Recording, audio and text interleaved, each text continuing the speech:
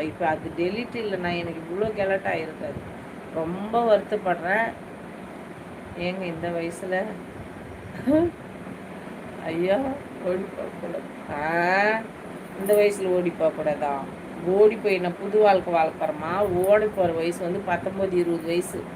ஓடி போனால் சந்தோஷமாக வாழ்ந்துட்டு குழந்தை குட்டி பெற்றுன்னு வாடகை வீட்டில் கூட வந்து ஐடியாவோடு வாழ்ந்தோம்னா வசதியான வாழ்க்கை வாழலாம்.